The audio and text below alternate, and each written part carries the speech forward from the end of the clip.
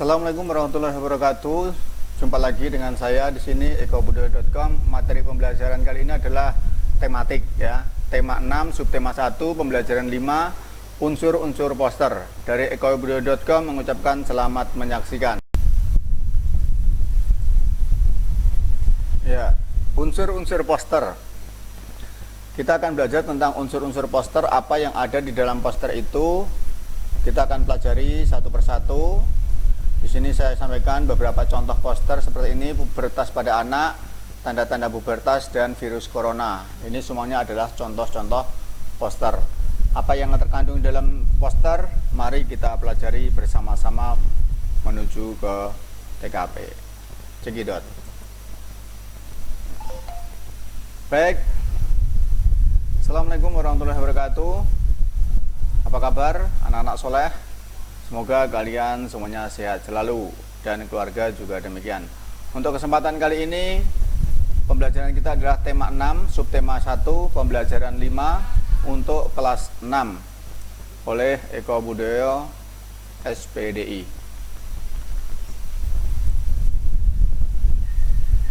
Oke, sebelum pembelajaran ini kita mulai, mari kita berdoa dulu yuk ya. Berdoa dimulai.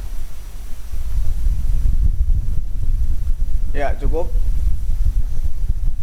Alhamdulillah, mudah-mudahan dengan berdoa apa yang kita terima dari video-video ini dapat dipahami dengan baik dan benar. Jadi apa yang kamu lakukan untuk lingkungan di masa pubertas ini? Pada masa pubertas hendaknya isilah hari-harimu dengan kegiatan yang positif. Apa kegiatan positif yang bisa dilakukan pada masa pubertas? Ayo kita cari tahu melalui gambar poster yang ada di dalam pembelajaran ini. Ya, jadi untuk yang pertama, coba kalian membuat sebuah poster dari kreasi kalian sendiri dengan tema pubertas. Tentukan judul poster kalian yang sesuai ya dengan judul pubertas tadi. Kemudian susunlah isi berita dalam poster sesuai judulnya. Gambarkan ilustrasinya yang berkaitan dengan isi poster tadi. Setelah itu warnailah gambar itu agar menarik untuk dilihat orang yang melihatnya. Selamat bekerja. Oke. Jadi di sini saya memiliki contoh sebuah poster. Ini adalah tips sukses saat pubertas ya. Yang pertama, kalau kalian sedang pubertas, yang harus Anda lakukan adalah selalu mendekatkan diri kepada yang Sang Pencipta, yaitu Allah SWT, Tuhan yang Maha Esa. Yang kedua, mencari informasi, bisa bertanya dengan orang yang lebih tua seperti kakak, abang, om, tante, atau yang lebih penting adalah kepada orang tua yaitu ibu dan ayah. Yang ketiga, selalu berpikir positif ya, positive thinking, bahwa apa yang kalian hadapi itu dipikirkan dengan yang positif-positif saja. Kemudian yang keempat, perbanyak membaca buku, yaitu ilmu pengetahuan yang bisa menambah wawasan kalian tentang pubertas. Yang kelima, yaitu memilih teman. Jadi pilihlah teman-teman untuk dalam pergaulan sehari-hari, teman yang baik ya. Tentunya agar tidak terjadi salah pergaulan di dalam bermasyarakat. Kemudian yang keenam, mengembangkan diri ya dengan hal-hal yang positif. Baik itu meningkatkan bakat kalian atau meningkatkan aktivitas kalian dengan hal-hal yang positif. Itu tips pubertas ya. Nah, berikutnya ada poster virus corona COVID-19.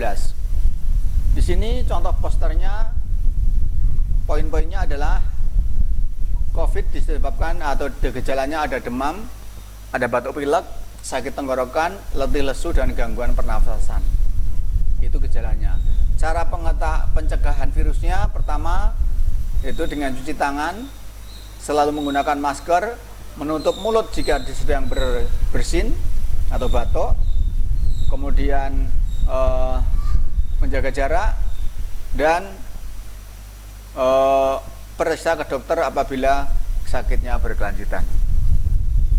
Itu contoh daripada poster yang ada yang Bapak sampaikan saat ini. Oke. Berikutnya di sini ada poster berkenalan dengan COVID.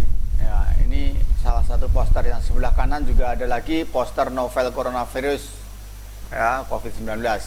Di sini ditulis gejala klinis, kemudian ini pencegahannya. Ya, jadi harus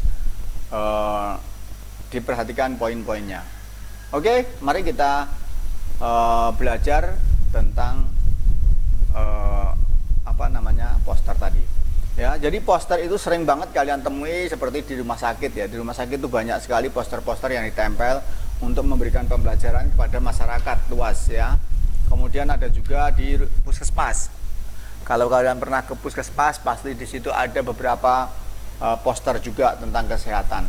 Kemudian ada juga di mal-mal ya, poster yang menawarkan barang ini dan itu ya, poster tentang berjualan atau berbisnis untuk menarik pembeli.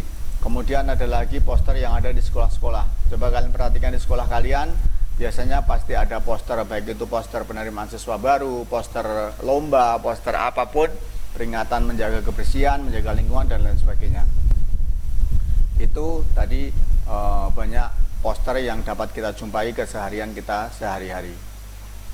Nah, di dalam tip pubertas biasanya tanda yang paling sering dijumpai untuk laki-laki itu adalah di tenggorokan atau di lehernya dia tumbuh jakun ya. Kemudian suaranya membesar. Untuk ini di ciri fisiknya. Kemudian ada juga untuk yang perempuan itu biasanya mengalami menstruasi. Nah, ini kalian perlu bimbingan pada orang tua ya. Tanya kepada kakak atau kepada tante, pada ibu ya. Tanyakan kepada orang yang lebih dewasa bagaimana untuk menghadapi pubertas kalian. Oke? Nah, tanda-tandanya apa? Tanda-tanda untuk laki-laki itu biasanya jerawat mulai muncul. Ya, jerawat. Biasa kan kalian lihat kakak kalian yang udah SMP ke atas biasanya tumbuh itu jerawat. Kemudian kemudian jakun mulai tampak dan suaranya membesar. Ya, apa itu jakun? Yaitu tulang yang menonjol di tengah-tengah leher. Kemudian kumis dan janggut mulai tumbuh. Dan dada akan kelihatan lebih bidang. Kemudian tumbuh juga rambut di ketiak dan di kemaluan. Kemudian organ alat kelaminnya membesar. Ya, itu tanda-tanda untuk anak laki-laki. Kemudian untuk anak perempuan tidak jauh berbeda. Yang pertama adalah juga sama, yaitu jerawatnya muncul. Ya. Kemudian payudaranya mulai tumbuh. Ya. Yang ketiga pinggul melebar. Ya, pinggulnya mulai melebar.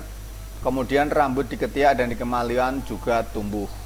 Itu ciri pada fisik orang yang sudah pubertas. Untuk lebih jelasnya kalian bisa menanyakan kepada orang tua, kepada kakak dan sebagainya, orang yang kalian anggap lebih tepat untuk berkonsultasi. Nah, berikutnya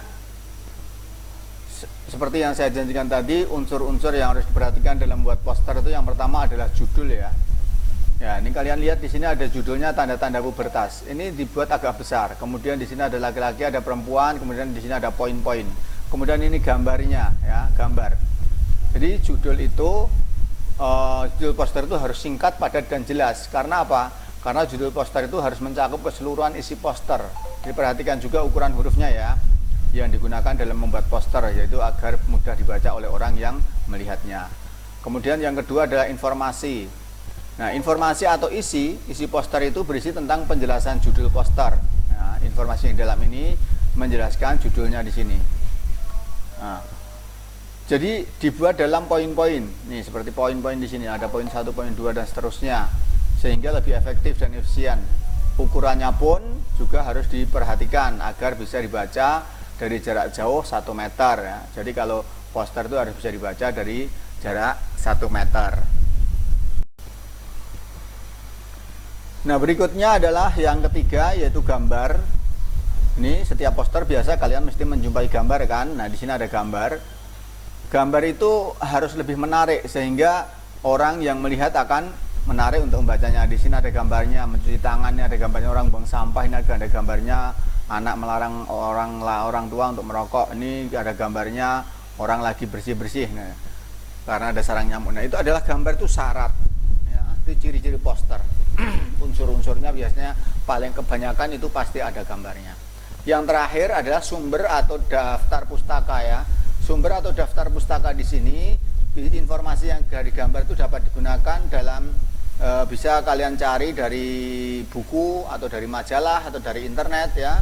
Dan kalau kalian ngambil bahan-bahan itu dari tempat lain, sebaiknya kalian cantumkan sumbernya, ya.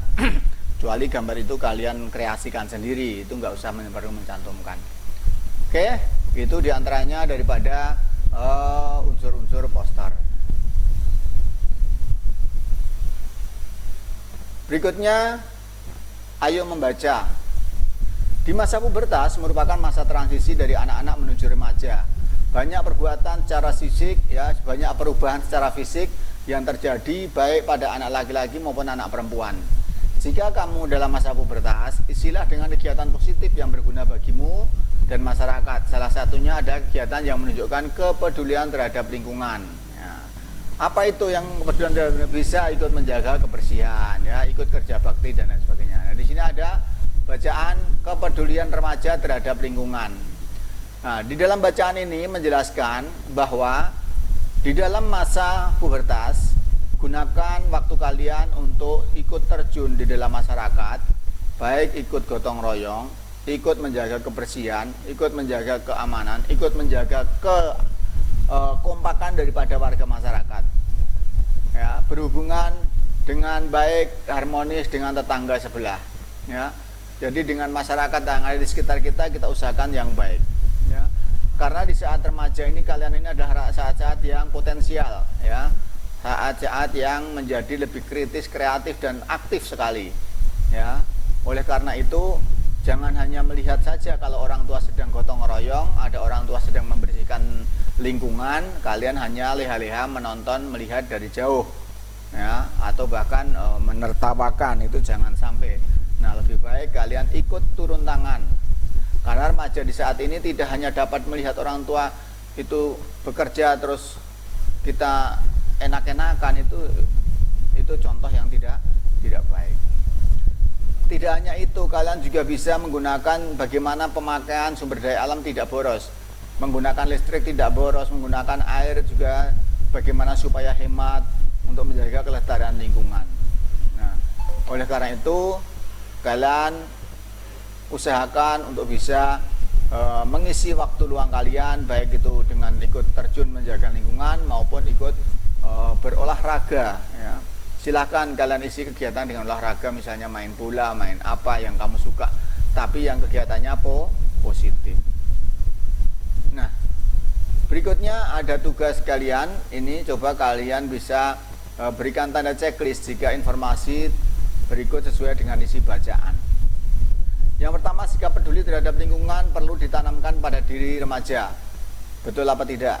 Nah, kalau betul sama kasih checklist. Kemudian yang kedua, pada masa remaja anak menjadi lebih aktif dan semangat. Betul, kita checklist. Yang ketiga, remaja dapat hanya melihat orang dewasa menjaga lingkungan. Ya, remaja dapat hanya melihat, masa dengan cuma melihat saja berarti ini tidak betul, ya. Remaja harus ikut terjun, turun tangan membantu, berarti ini kita silang. Yang keempat, remaja merupakan usia potensial untuk menunjukkan kepeduliannya terhadap lingkungan. Memang anak-anak remaja sekarang adalah anak-anak yang tenaga yang potensial, masih muda, masih kuat, ya. Berbeda dengan bapak-bapak yang udah tua, ya, sudah sepuh. Yang kelima, peduli terhadap lingkungan dapat dilakukan dengan membuang sampah dimanapun. Nah, masa peduli lingkungan membuang sampah dimanapun? Nah, ini berarti tidak tepat, maka kita silang. Kemudian remaja harus terlibat langsung dalam upaya menjaga lingkungan. Sama, betul, berarti kita checklist sesuai dengan bacaan. Kerusakan lingkungan banyak dilakukan oleh remaja. Nah, benar nggak? Ya, tidak betul. Ya, memang ada kontribusi, tapi tidak banyak. Kerusakan lingkungan banyak dilakukan oleh remaja kan di situ. Nah, padahal kerusakan lingkungan itu banyak dilakukan oleh para perusahaan-perusahaan yang memiliki usaha-usaha mereka tidak memperhatikan dampak lingkungannya. Yang terakhir, masyarakat yang peduli lingkungan akan selalu menjaga dan merawat lingkungan sekitarnya. Iya betul, kita checklist. Itu daripada penerapan daripada bacaan yang ada di depan tadi. Berikutnya, ayo kita berdiskusi. Amatilah kembali notasi lagu Aku Cinta Lingkungan. Pada notasi lagu tertulis lambang C sama dengan Do. Apa yang dimaksud lambang itu? Apa jenis tangga nada yang digunakan dalam lagu aci lagu? Bagaimana interval nada dan tangga nada tersebut? Nah, bisa kalian jawab dengan cara berdiskusi bersama teman-teman kalian. Di sini akan saya bahas pada notasi lagu aci lagu tertulis nada C sama dengan Do, yang berarti lagu tersebut dinyanyikan dengan tangga nada C mayor. Jadi tangga nada C mayor, C ini berarti nada dasar Do dalam lagu dimulai dari huruf C sampai ketemu dengan C kembali ya. Jadi C itu Do, C D E F G A B C, Do Re Mi Fa Sol La Si Do. Jadi tangga nada mayor adalah tangga nada yang memiliki interval nada 1 1 setengah 1 1 1 setengah. Satunya ada 5, depan di 2, 2 di depan, 3 di belakang, yang diberikan jarak dengan setengah. Interval nada adalah jarak antara nada satu ke nada yang lainnya. Jadi ada yang jaraknya setengah, ada yang jaraknya 1, dan juga ada yang jaraknya 2. Nah, jarak inilah yang menentukan variasi nada dan jenis tangga nada. Paham ya? Oke. Berikutnya, pada tangga nada F mayor, B diturunkan setengah nada menjadi bass. Pada tangga nada bass mayor, B dan E diturunkan setengah nada menjadi bass dan S. Pada tangga nada S mayor, E dan A, dan B diturunkan setengah nada menjadi S, As, dan bass. Bagaimana gambarannya seperti ini? Nah, di dalam pianika ini, kalau yang tutnya warna putih, ini adalah nada yang umum, nada yang biasa. Nah, untuk yang hitam ini adalah nada yang diturunkan setengah. Ya, jadi kalau dari C menjadi cis, ya, atau ice, kiss, dan lain dan seterusnya. Apakah ada perbedaan daripada bunyi tangga nada yang berbeda tersebut? Bagaimana interval nada pada tangga nada mayor tersebut? Berbeda atau sama? Ya. Jadi dengan adanya perbedaan bunyi tangga nada yang berbeda tersebut, maka dia akan memberikan not atau notasi yang berbeda pula. Intervalnya pun akan berbeda juga. Jadi tidak sama. Oke, mari kita bernyanyi.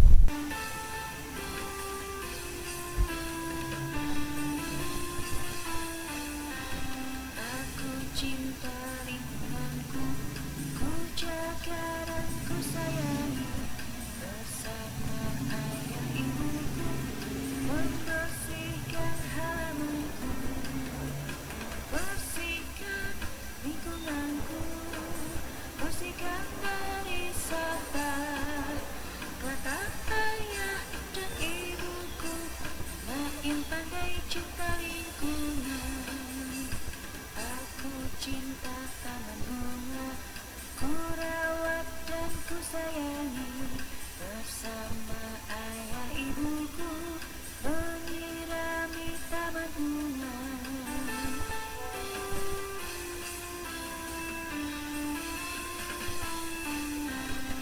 Aku cinta lingkunganku, ku jaga dan ku sayangi, bersama ayah ibuku, membersihkan halamanku, bersihkan lingkunganku, bersihkan dari sampah. Kata ayah dan ibuku, anak yang pandai cinta lingkungan. Aku cinta taman bunga, ku rawat dan ku sayangi,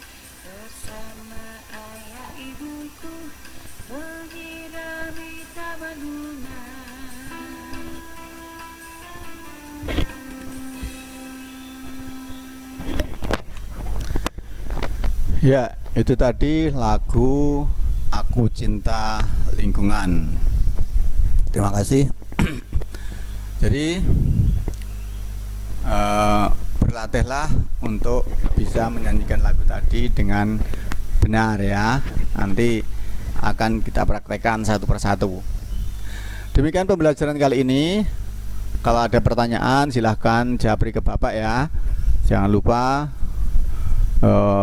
mengerjakan tugas-tugas kalian. Jaga kesehatan ya, karena masih dalam pandemi COVID-19.